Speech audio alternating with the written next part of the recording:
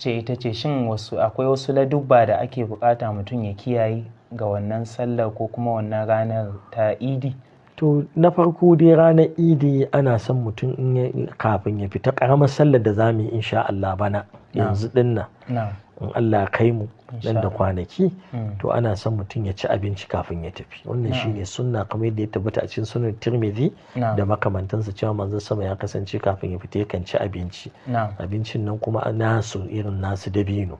Wasu sukan tsananta su ce sai dabinon, a'a abincin ku ake nufi domin dabino shine abin da manzon sallallahu abincinsa a wannan lokaci. In mutum ya saba ya ci tebe ya ci teba kafin ya fita, in ya saba ya ci tuwo ko masa ko waina ko sinasir ko waye sai ya ci kafin ya tafi. Abu na farko kenan.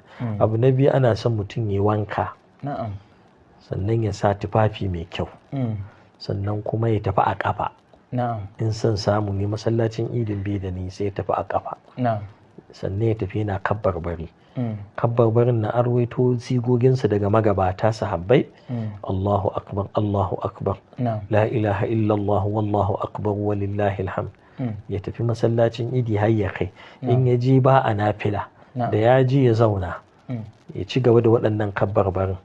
Ko da wani ya ja shi da fira an samu wani ɗan lokaci to ya sake ci gaba da kabbarbarinsa. Allahu akbar, Allahu akbar, la ilaha illallah, wallahu akbar, lillahi Allahu akbar kabira walhamdulillahi kathira subhanallahi bukratan wa asila. Sannan kuma liman zai zo masallaci. Idan liman ya zo shi ma da ya zo babu tahiyatul masjidi zai shiga a yi kabbarbari guda bakwai. Kabbarbari guda bakwai. Hadda takbiratul ihrami. Daga nan liman ya du'a ul istiftahi wato addu'ar da ake ta buɗe sallah a asirci ma mu masu. To daga nan in son samu ne karanta fatiha da sabbih isma rabbikal a'la ko fatiha da suratul jumu'ah. Sannan ya sake miƙewa ya kabbarbari 6 ta miƙewa ɗaya kenan sannan ya 5 bayan waɗannan ƙwara ɗaya. Daga nan kuma sai ya karatun sallah duka a bayyane. In ya gama ya sallame da ya gama kuma zai yi huɗuba. Wasu sauraron huɗuban nan sunna ne ana so sosai kuma ana son liman ya taƙaita ta.